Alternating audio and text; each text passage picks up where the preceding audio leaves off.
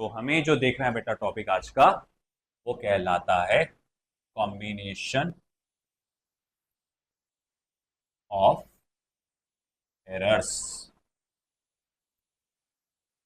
तो पिछली बार बेटा हमने मैथमेटिकल इवैल्यूएशन ऑफ एरर्स का टॉपिक स्टार्ट किया था।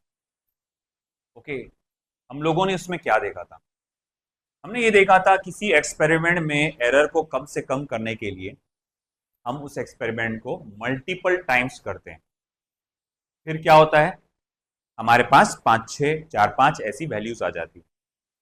फिर उन वैल्यूज का हम लोग क्या लेते हैं बेटा? Mean value.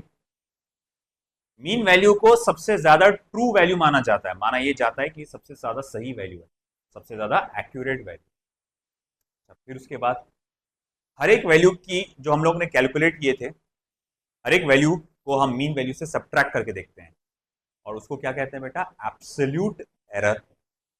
फिर हम लोग ने देखा कि हमारे पास 4 5 जितनी बार आपने ऑब्जर्वेशन लिए होंगे उतनी बार आपके एरर्स सामने आ जाएंगे। फिर उन सभी एरर का हम लोग क्या करते हैं? एवरेज निकालते हैं। उसे हम लोग क्या कहते हैं? Mean absolute error. फिर मीन एब्सोल्यूट एरर को मीन वैल्यू से डिवाइड करते हैं, इसे क्या कहा जाता है? Fractional error. फिर क्या होता है? उसको 100 से मल्टीप्लाई करते हैं, क्या होता है आखिर में? परसेंटेज एरर, है ना। अब हम लोग देखने वाले हैं कॉम्बिनेशन ऑफ एरर्स। लेट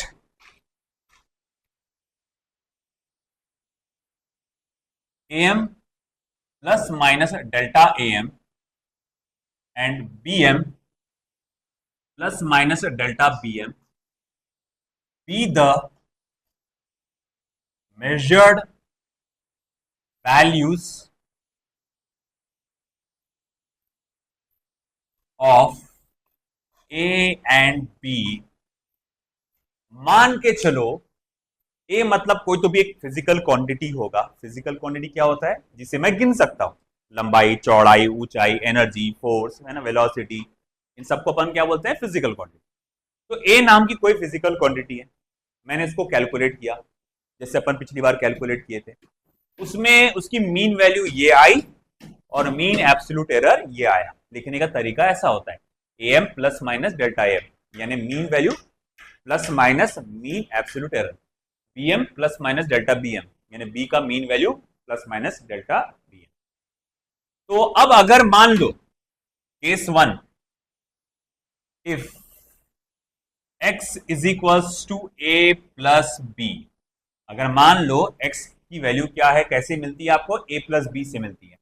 यानी a और b को तुम जब ऐड करते हो तो उससे तुमको क्या मिलता है? x मिलता है। तो मैं बोलूंगा जरा बताइएगा मुझे x की मीन वैल्यू क्या होगी? x की मीन वैल्यू क्या होगी जरा बताइएगा मुझे। बहुत आसान है बेटा, कुछ भी नहीं है। a की वैल्यू आपको इस तरह से दी जाएगी, b की वैल्यू आपको इस तरह से दी जाएगी। आपसे कहा गया है x की मीन वैल्यू का पता लगाइए।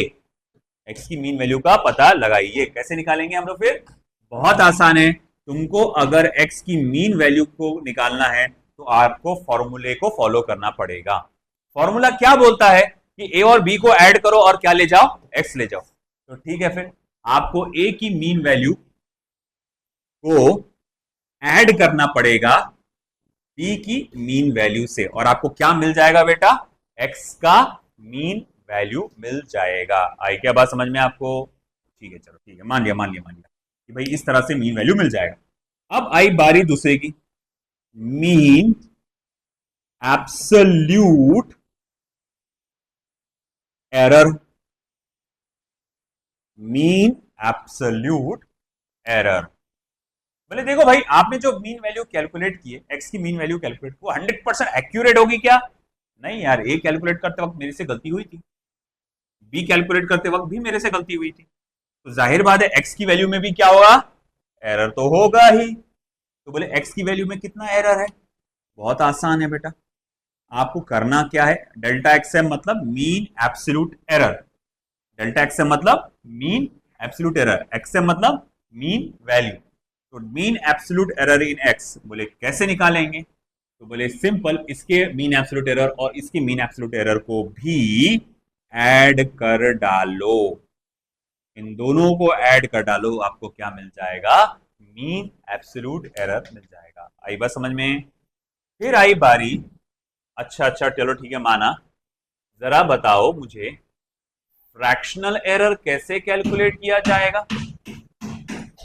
फ्रैक्शनल एरर ये कैसे कैलकुलेट करेंगे? तो भैया देखो, फ्रैक्शनल एरर होता क्या है, बोले कल ही देखे हम लोग ने। मीन एब्सोल्यूट एरर को मीन वैल्यू से जब डिवाइड करते हैं तो उसे फ्रैक्शनल एरर कहते हैं।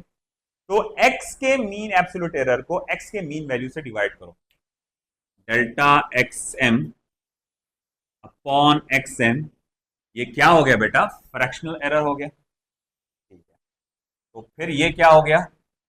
Delta A M plus delta B M upon A M plus b m, ये हो गया आपका फ्रैक्शनल एरर। ये हो गया फ्रैक्शनल एरर। चौथा, परसेंटेज एरर।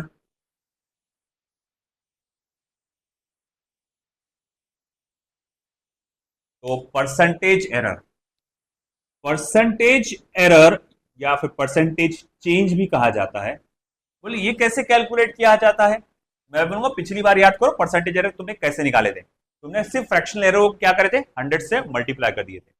मतलब परसेंटेज एरर इन एक्स निकालना है तो delta x m upon x m multiply by 100 करना पड़ेगा, यानी कि delta A M plus delta B M upon A M plus b M multiply by 100।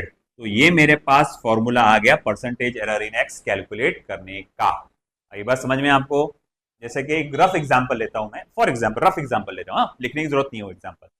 मान लो टोटल एनर्जी कैलकुलेट कर रहे हैं हम लोग, it is the sum of kinetic energy plus potential energy.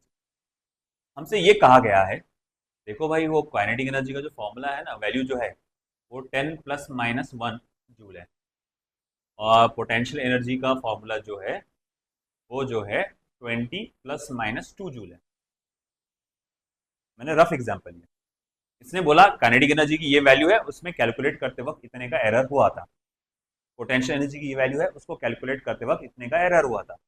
जरा बताना तो परसेंटेज एरर कितने का हुआ आपके टोटल एनर्जी में? मैं बोलूंगा अच्छा तुमको निकालना है percentage error in total energy, तो उसका फॉर्मूला है delta K M plus delta P M upon K M plus P M multiply by 100, है ना? डेल्टा के एम, के का डेल्टा कितना है 1, डेल्टा पी एम कितना है 2, k M plus P m 10 प्लस 20 multiply by 100, 3 upon 30 multiply by 100, 1 जा 10 जा 100 अपॉन 10 कितना होगा 10। आंसर क्या आएगा? 10%। 10% का क्या हो गया? हमसे एरर हो। एक बार समझ में? तो कितना आसान है, कुछ भी नहीं है बेटा।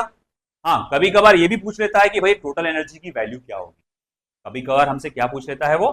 टोटल एनर्जी की वैल्यू। अगर काइनेटिक एनर्जी की वैल्यू पोटेंशियल एनर्जी की वैल्यू है, बताओ टोटल एनर्जी की वैल्यू क्या होगी? तो कैसे लिखेंगे हम लोग? बहुत आसान है बेटा। हमको क्या करना है, इसका मीन वैल्यू को ऐड करो। फॉर्मूला क्या बोलता है? दोनों को ऐड करो। तो इसकी मीन वैल्यू को ऐड करो, तो 10 प्लस 20 यानी कि 30 प्लस माइनस। फिर बोले मीन एब्सोल्यूट एरर क्या होगा टोटल एनर्जी में? अरे बोले आपका मीन एब्सोल्यूट एरर क्या होता है? उनके एरर को भी क्या करना पड़ता है? ऐड। तो बोले इनके एरर को भी ऐड करो, तो 1 प्लस 2 यानी कि 3। तो ये मेरे पास टोटल एनर्जी की वैल्यू है। दो तरह के सवाल पूछे जाते हैं इसमें, एक तो डायरेक्ट वैल्यू पूछता है या फिर क्या पूछता है बेटा? Percentage error. अब दोनों भी देखो कैसे सॉल्व करते हैं। फिर से देख लो, काइनेटिक एनर्जी है, पोटेंशियल एनर्जी। तुमको मालूम है इन दोनों को जोड़ने के बाद क्या बनता है? टोटल एनर्जी बनता है। ओके, अब देखो बेटा सिंपल सी बात है, ये क्या है? ये क्या है? Mean absolute error in kinetic energy. ये क्या है? Mean absolute error in potential energy. तो भैया ठीक है, percentage error in kinetic energy क्या है? इन दोनों के मीन एब्सोल्यूट एरर को ऐड करो, फिर इन दोनों के मीन वैल्यू को भी ऐड करके डिवाइड करो, मल्टीप्लाई बाय 100 करो, 1 plus 2 upon 20 plus 20 that is 100। फिर कैलकुलेशन करें तो 10%। अच्छा टोटल एनर्जी की वैल्यू क्या आएगी? तो बोले kinetic energy plus potential energy कर डालो। अच्छा ठीक है चलो भाई, ये 10 प्लस 20, ओ माय गॉड, अरे यार कुछ नया सीखो यार, ये हम भी यूज कर चुके हैं। 10 प्लस 20 क्या होता है? 30। 1 प्लस 2 3। आया समझ में? ठीक है चलो लिख लो ये फटाफट फिर। Be fast in riding. देखो मामूली सा change, if x is equal to a minus b, x is equal to a minus b, चालू कर दिया, तो मीन वैल्यू क्या आएगी? फॉलो द फॉर्मूला, फॉर्मूले में क्या है? सब्ट्रैक्शन, तो यहां पर भी क्या आएगा? सब्ट्रैक्शन। यहां मीन एब्सोल्यूट एरर निकालना है, यहां क्या करूंगा मैं? Subtraction, addition. फिर ये फ्रैक्शन एरर क्या होगा? माइनस, और यहां पर भी क्या होगा? माइनस। अब आप सोच रहे होंगे कि अरे भैया यहां तो माइनस आना चाहिए था, सोचो क्यों नहीं लिखा माइनस में? शायद ही करे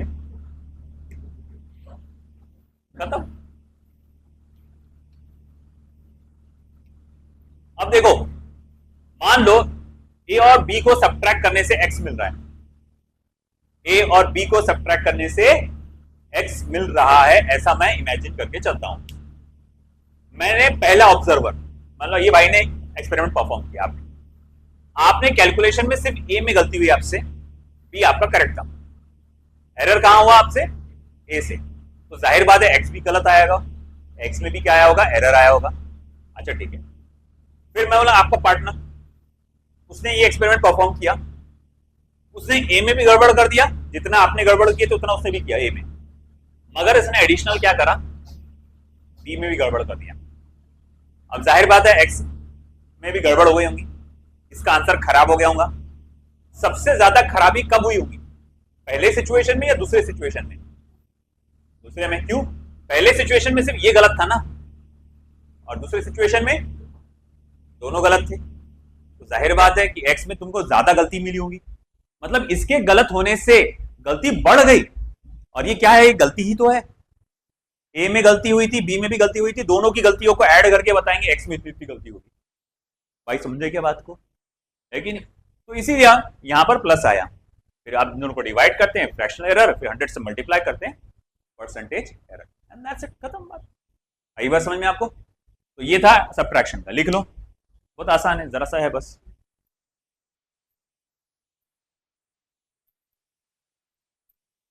तो अभी आपने एडिशन देखा, आपने सब्ट्रैक्शन देखा, अब बढ़ते हैं आगे, तीसरा मल्टीप्लीकेशन एंड डिवीजन, दोनों को एक साथ लेंगे क्योंकि ज्यादा फर्क नहीं है उसमें, थोड़ा सा ही फर्क आता है, दोनों को एक साथ लेंगे। Third, if x is equals to a into b or x is equals to a upon b, x is equals to a into b और x is equals to a by b, तो सबसे पहले तो mean value, mean value और से देखो बेटा, mean value निकालने के लिए क्या करना पड़ता है? क्या करना पड़ता है? फॉर्मूले को फॉलो करो। अगर मुझसे कहा गया ए और बी को मल्टीप्लाई करने पे एक्स मिलता है, ए का मीन वैल्यू ये है, बी का मीन वैल्यू ये है, एक्स का मीन वैल्यू क्या होगा? तो भाई सिंपल सी बात है, तुमको एक्स का मीन वैल्यू अगर निकालना है तो ए के मीन वैल्यू को और बी के मीन वैल्यू को क्या करो? मल्टीप्लाई करो, सिंपल। अच्छा ठीक है, फिर मैं कहूंगा मुझे एक्स का मीन वैल्यू निकालना है, इसका मीन वैल्यू निकालना है बेटा, एक्स का मीन वैल्यू निकालना है, मगर ए और बी को डिवाइड करने से एक्स मिलता है, तो कैसे निकालूंगा? फॉर्मूले को फॉलो करो, ए का mean value divided by b का मीन। आया बस? एक और बात याद रखना, अगर फॉर्मूले में कोई कांस्टेंट है, अगर कोई फॉर्मूले में कांस्टेंट आता है, जैसे कि सर समझा नहीं, काइनेटिक एनर्जी के फॉर्मूले में क्या आता है? Half of m v square, half. Area के फॉर्मूले में क्या आता है? Pi r square, pi. अगर फॉर्मूले में कोई कांस्टेंट है तो वो फॉर्मूले को भी यहाँ, वो कांस्टेंट को भी लिखना है इसमें, उसको भी मेंशन करना है। हालांकि मल्टीप्लिकेशन इसमें नहीं आता, वो पावर में आता है, देखेंगे फिर भी। अब दूसरा चीज, मैं थोड़ा डायरेक्ट जंप करूंगा इस बार परसेंटेज एरर पे, परसेंटेज एरर पे डायरेक्ट जंप करूंगा, है ना? मैं आपको सीक्वेंस बता रहा हूं कैसे क्या सॉल्व करना। अरे डायरेक्ट, हाँ डायरेक्ट, अगर मान लो आपको परसेंटेज एरर इन एक्स निकालना है, आपको percentage error in a, percentage error in b दिया है, चाहे मल्टीप्लीकेशन हो चाहे डिवीजन हो, गौर से सुनना, क्या निकालना है? Percentage error in x. फिर से बोलो, क्या निकालना है? Percentage error in x. क्या दिया हुआ है? Percentage error in a and percentage error in b दिया हुआ है, तो कैसे निकालूंगा? बहुत सिंपल, बहुत सिंपल, बहुत simple. Percentage error in x is equals to percentage error in a plus percentage error in b. आप पूछेंगे सर ये मल्टीप्लीकेशन का फॉर्मूला है कि डिवीजन का? दोनों का। चाहे मल्टीप्लीकेशन हो चाहे डिवीजन हो, परसेंटेज एरर क्या होते हैं? ए और बी के ऐड होते हैं। ए और बी को मल्टीप्लाई करने पे एक्स, ए और बी को डिवाइड करने पे एक्स, तो परसेंटेज एरर इन एक्स क्या होगा? ए का बी का परसेंटेज एरर ऐड कर डालो, क्या मिलेगा? परसेंटेज एरर इन एक्स मिलेगा। आई बात समझ में? सर मेरे पास तो परसेंटेज एरर की वैल्यू तो नहीं है, मेरे पास मीन वैल्यू और मीन एब्सोल्यूट एरर है। अब कैसा? अरे बहुत आसान, देख, परसेंटेज एरर को क्या लिख सकता? Mean absolute error upon mean value multiply by 100, है ना। डेल्टा बी को क्या, परसेंटेज एरर इन बी को क्या लिख सकता? Mean absolute error in b upon mean value of b multiply by 100। 100 दोनों का क्या हो जाएगा? कॉमन निकल जाएगा और ऐसा आ जाएगा। आया समझ में? तो ये फॉर्मूले से तुम क्या निकाल सकते हैं? Percentage error in x. फिर मेरे से किसने पूछा, अच्छा ठीक है चलो माना, जरा बताना तो फ्रैक्शनल एरर कैसे निकलता है? फ्रैक्शनल एरर कैसे निकलेगा?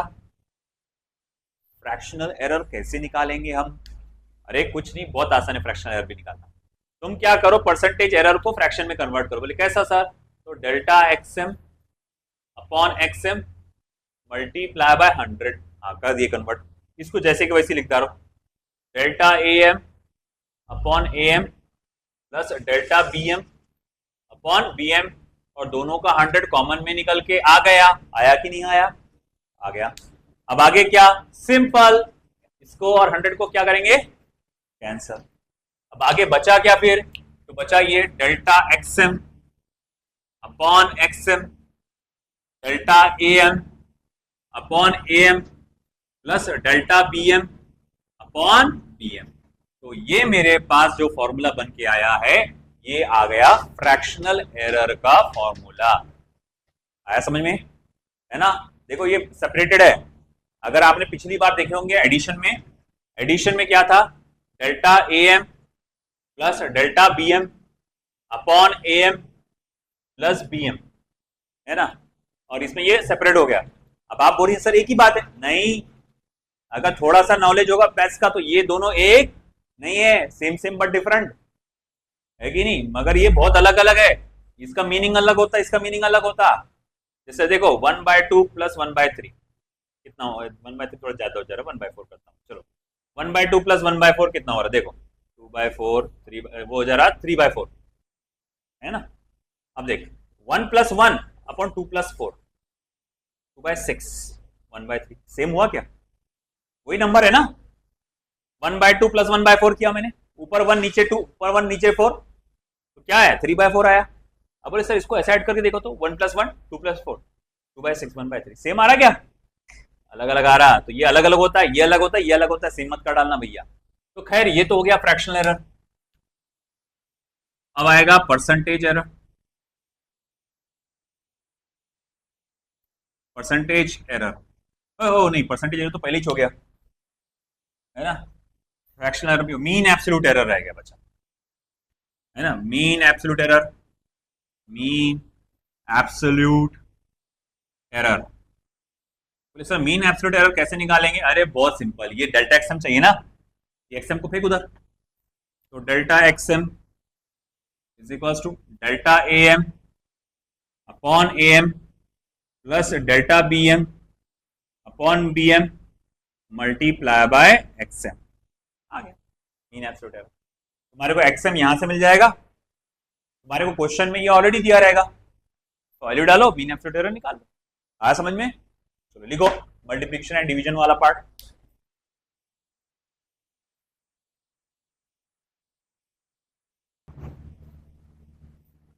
चलो देखो and the last combination of error में सबसे आखिरी पावर वाला। मान लो x is equal to a raise to power n। तो ऐसा समझे नहीं कहां पर, जैसे एरिया ऑफ अ सर्कल क्या होता है पाई आर स्क्वायर।